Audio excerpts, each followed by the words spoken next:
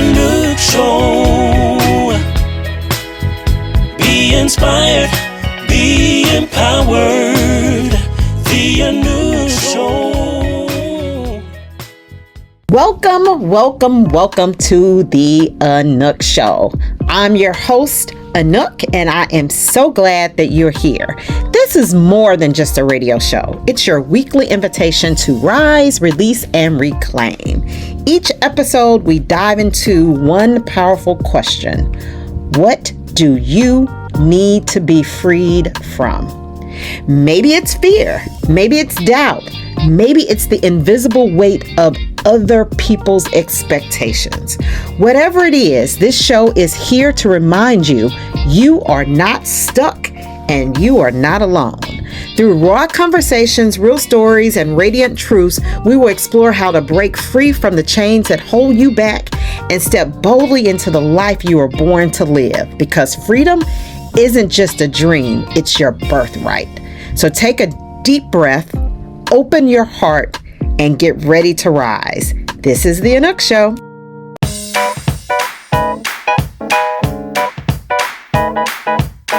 That sounds real good right there.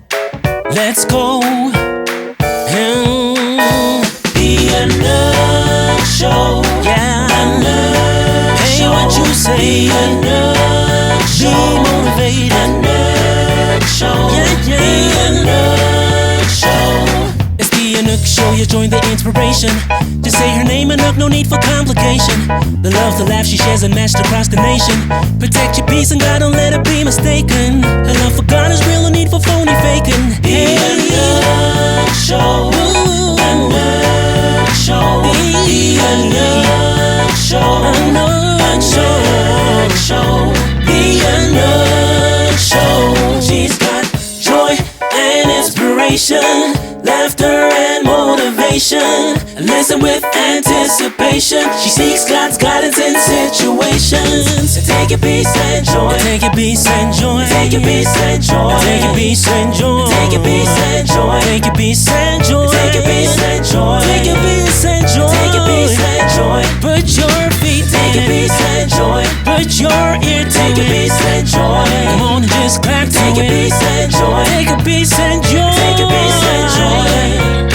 Take your peace and joy. The Anouk Show. What's her name? Anouk Show. Say God is real. Protect your peace with anticipation. You get motivation with inspiration. You get consolation. One more time. Anouk Show. The Anouk Show. Yeah, yeah, yeah. Good morning. And now for the soul. In Psalms 138, verse 8, we're reminded that the Lord will fulfill his purpose for me. Your steadfast love, O Lord, endures forever. Amen. Amen. This verse offers us a profound encouragement, especially when we face uncertainty or challenges in life. First, trust in the assurance that your journey has purpose. Even when the path seems unclear or filled with obstacles, remember that there's a greater plan at work. Embrace the ideal that every experience, whether joyful or difficult, contributes to the unfolding of your unique story. Second, take comfort in the enduring love that surrounds you. The steadfast love of the Lord is a constant in ever-changing world. It reminds us that we are never alone in our struggles or triumphs. Lean into this love. Let it inspire you to be compassionate to yourself and others. As you go about your day, hold on to these truths. You have a purpose and you are enveloped in everlasting love. Trust the process and use every moment to grow and shine in your own unique way. This is your inspirational moment by Minister Derek Renter. The Anouk Show. Yeah. Anouk Hey, Show. What you say? Anouk Show. Be motivated. Anouk Show. Yeah, yeah. The Anouk Show. You don't rise by being ready. You rise by being willing. Your next level won't wait for your fears to settle. Rising doesn't always look graceful. Sometimes it looks like standing up one more time. The fire that tried to burn you down may be the same flame that lights your path. Rise, not to prove them wrong, but to prove to yourself you are always right to believe. You can't carry your calling and your old wounds in the same hand. Let one go. Release what is heavy. You were not made to be prison for your past. Sometimes letting go is the most courageous way to hold on to yourself. Healing begins where resistance ends. Freedom starts the moment you decide, I no longer owe my pain a permanent place. Reclaim your voice. It was never too loud, just too true for the wrong room. Reclaiming yourself is not selfish, it's sacred. Take back the power you gave away in exchange for approval. You are allowed to change. You are allowed to return to who you were before the world told you to shrink. Reclaim your joy. Your spirit remembers how to dance. It's inspiration time. Come on and renew your mind. Everybody, it's inspiration time with Anouk.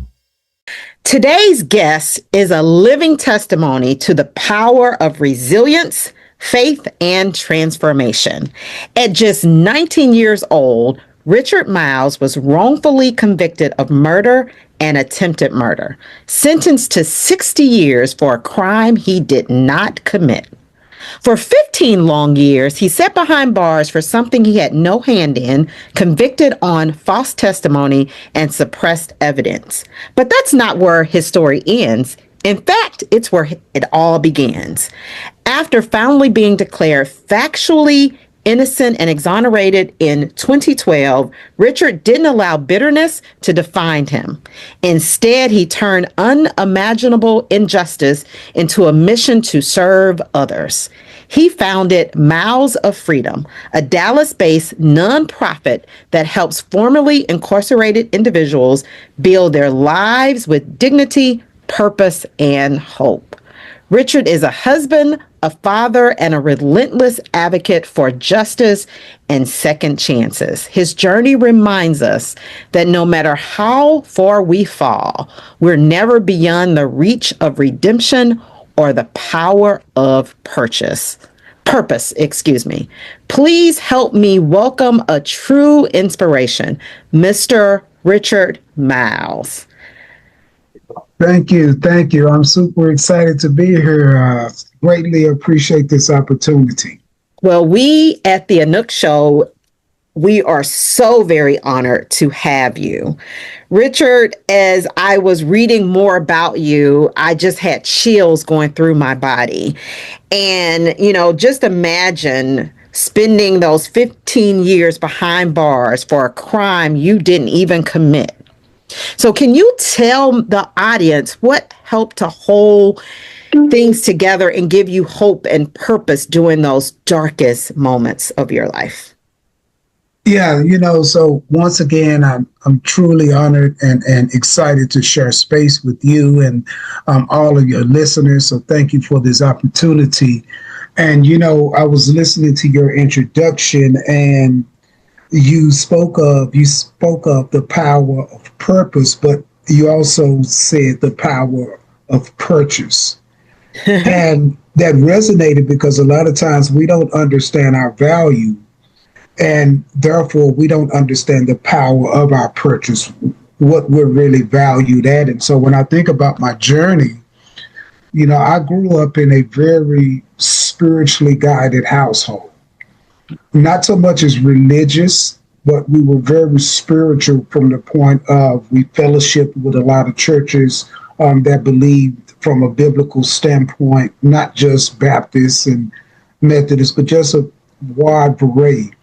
And I think that fellowship from a spiritual level was a foundation that was being built and laid that I still stand on today. And so when I look at what held me while I went through my transition, I would say my spiritual belief, my family, my education, because I did graduate from high school. And so that was important. And the last thing I'll say is I met so many other innocent men on the unit while I was doing time. That was an encouragement in itself. Wow. So this happened at 19. You stayed there 15 years. So you got out around the age of 34. So when the court finally declared you factually innocent, what did that moment mean to you? Not just legally, but spiritually and personally? Yeah, so that's a great question. And when I look at my transition, I I was blessed to have two releases. I was released in October of 2009, pending further investigation from the Conviction Integrity Unit that was initiated by District Attorney Craig Watkins back then, but also the further work of the Innocence Organization. And so for 2.5 years, I walked the steps of somebody that was actually guilty of a crime in my transition. Fast forward, I was fully exonerated in February of 2012. And so when I walked out of prison in 2009, there was a sense of release. But in 2012, that release was also covered with a sense of freedom. And I think from a spiritual context, we look at life as that release from sin or a negative way of thinking. And the more that we grow in our release, the more freedom that we have to be the light that God has chosen us to be.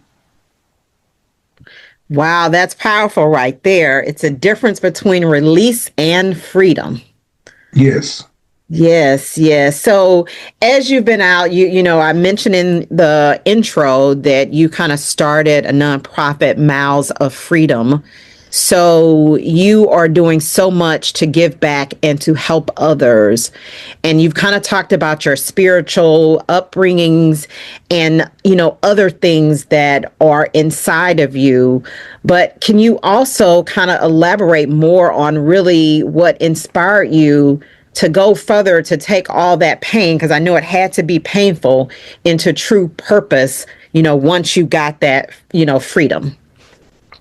Yes. So, going into prison at the age of 19, it really brought to life the 13th Amendment, which states slavery and involuntary servitude has been abolished except for punishment of a crime, which means when an individual is convicted of a crime, our system allows them to be placed in a system that's conducive and that has the attributes of slavery. And so what is that? Dislocation from family, lack of education, work without pay, lack of medical assistance, and all of those things I experienced within our system. And so I learned to understand that the prison system was only created to incarcerate, but very rarely to rehabilitate.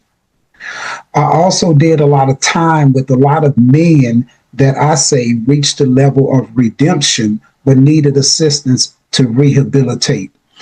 I met an older gentleman by the name of Aubrey Jones during my time of incarceration, and he became a very good friend. And as I was going through my legal journey, getting ready to transition back home, we talked about getting out and starting an organization that will be particularly focused on the challenges that people experience being released from prison. Being that this was my first time incarcerated, I hadn't experienced that release. And so I think God allowed me to get out of prison released to still feel the burden of, how do I find a job? My dad just passed 6 months ago. I have to get out with the burden of going home to my mom, who's now a widow, to be of value to her. My brothers and sisters are gone. Technology has changed. All of these things that I experienced coming out of prison is what every person experiences coming out of prison. And so it was through the assistance of other people that I was able to get my first job, lay my head down on a pillow, go to school, and become the person that I am. And so once my exoneration came, I was financially compensated, but the money to me had no value. I thought about the men that I grew up with in prison that wanted a better life. I thought about the community in which was undeveloped and the challenges that every community has. And I wanted to give back. And so I seeded the organization with a large portion of the money from the state of Texas.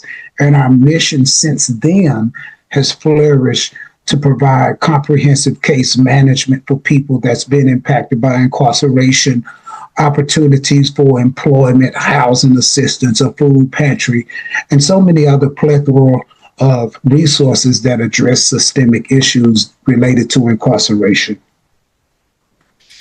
Wow, such great work that you are doing to aid or facilitate returning citizens to help to rebuild their lives through your nonprofit. So kudos to you. Can you share what you would say, when you're kind of thinking about the society as a whole, what would you say they most misunderstand about people who have been incarcerated? Historically, when we think about the people impacted by incarceration, we get hung up on the word recidivism, which is the revolving door of the prison system. An individual gets out and they go back in, they get out and they go back in. But when you look at the data, even from the Texas Department of Corrections, they have about a 20% recidivism rate, which means 80% of the people that's being released is trying to stay out in some form or fashion. Even with Miles of Freedom, we have a 6% recidivism rate, which means that 94% of the people that we work with are trying to stay out and live a productive life. I think that people have to understand that when you're released from prison, you are handicapped. You have been disconnected from society, technology, and family. And if we don't have the proper provisions ready for these individuals to transition back home, then the impact of their negative decisions or ramifications not only with them, but within our community. And so I would encourage people to understand that when you go to prison, there is a lack of resources, but there is possibility post-incarceration with resources and support.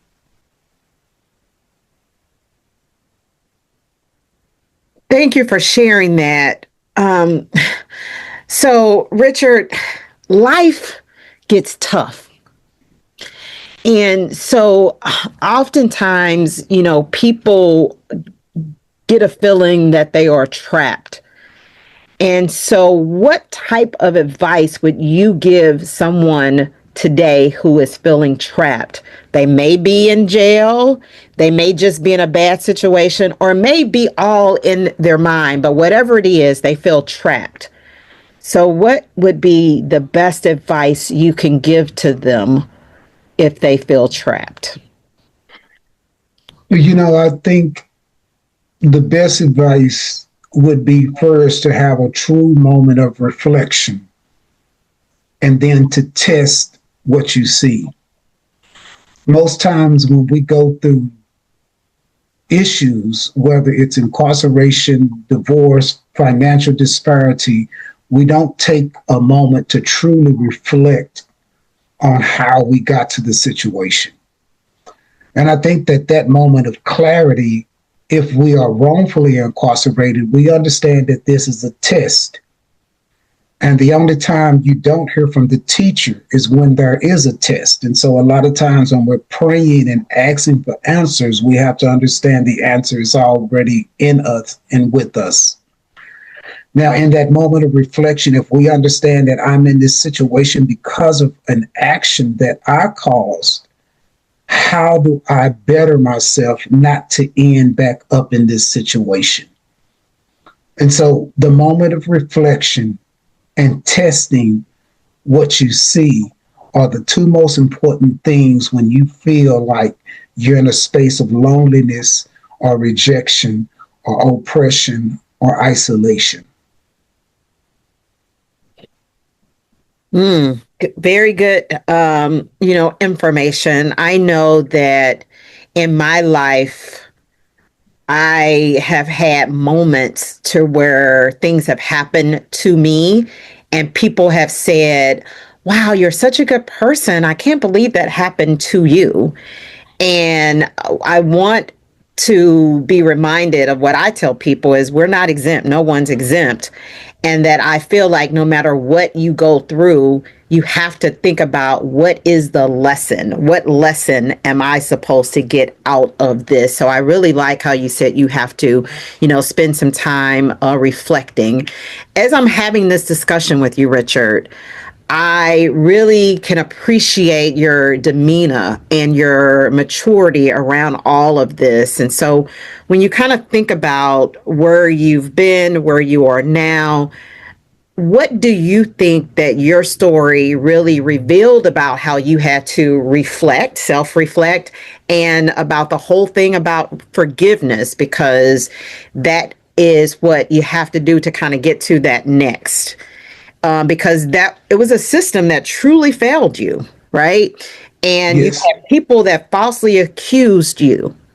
So, talk more about that. How do you feel about that? And how do you, kind of reconcile all of those points? Yeah. So when I think about my journey, I experienced four different phases. It was fear, anger, depression, and then this moment of evolution. Fear was the first time I was incarcerated. Fear is the absence of knowledge. Me never being in prison, there was an overwhelming amount of fear that engulfed me. It is a fear, when a person is in prison.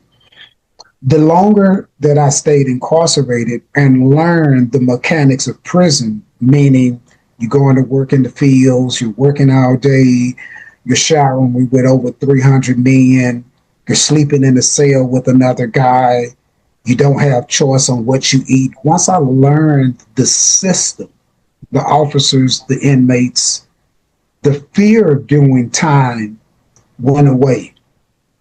And now I'm left with this overwhelming sense of anger because the system in which I was brought up to trust, to run to when I was in danger, had violated me. Leaning back on my mom, I felt like even though we had a court-appointed attorney and we didn't have the money for a free will attorney, I felt when I was in the county jail that they could have sold the house, or did everything that they could do to make sure their son didn't go in front of a jury. And I had to understand that anger was an emotion and you should never build on anything unstable. And so while I was engulfed with anger, I moved from that, but I got depressed because my writ of habeas corpus had got denied. My direct appeal had got denied. I'm 34 years old now. I'm 30 years old now in prison still after 12 years. And I got depressed, and suicide was one of the best options because I'm a liability and not an asset to society anymore.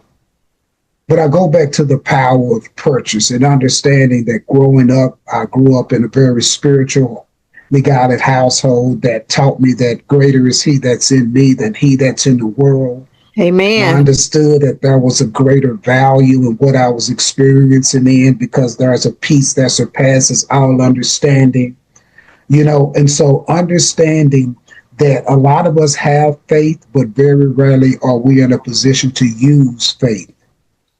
And using faith meant if I believed in the scriptures, then I believed in Joseph. And I believe if God did it for Joseph, who was wrongfully incarcerated, then he'll do it for me. And I had to access the faith. And it costs to use faith.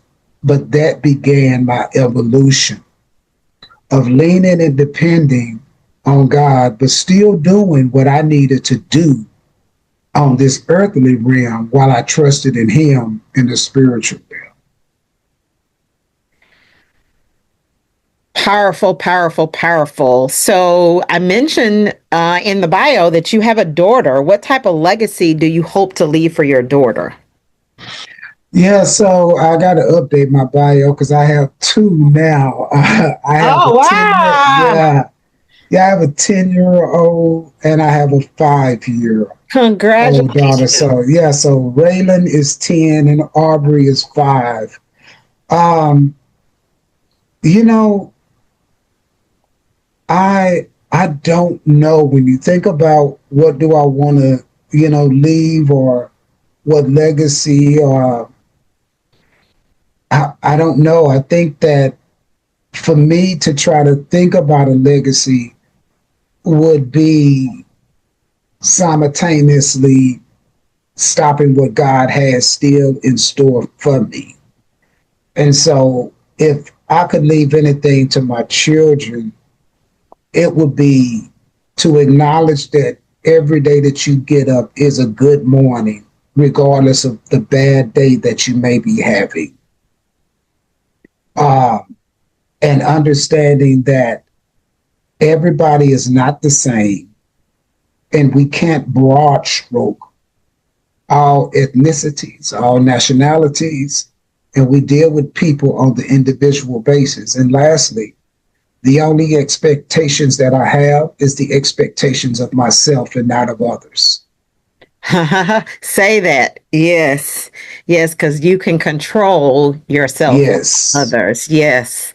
Yes. So Richard, I have truly enjoyed talking with you today. Your story is more than a testament of resilience. It's a mirror for all of us. It really does reflect what's possible when hope outlasts hardship. From a prison cell to building pathways for others through the miles of freedom, you've shown that purpose can rise from even the deepest pain. Thank you so much for reminding us that justice isn't just a legal word, it's a life restored, a voice reclaimed, and a future reimagined. So, Richard, are there any general words of encouragement or anything else you would like to share to the Anouk Show listeners? As we close, once again, I want to thank you for allowing me to be a part of this show, the Anouk Show. I extend blessings to the listeners. And if they are in need of services and you're in the Dallas area, feel free to reach out to Miles of Freedom, 214-290-2337, or visit our website at www.milesoffreedom.org, where you can learn more about us and support if you are open to doing so. Thank you again. Yes, thank you so very much. And on behalf of all of our listeners, thank you for your courage, your heart, and your unwavering commitment to lifting others. To everyone listening, let Richard's journey be a spark that even when odds seem to be stacked against you, truth, purpose, and transformation are still possible. Thank you again, Richard. Take care. Thank you.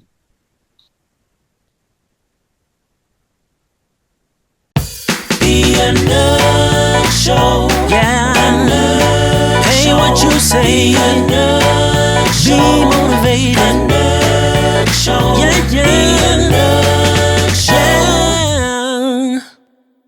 And just like that, another powerful moment together on the Anouk Show. Today, we don't just speak freedom, we embody it.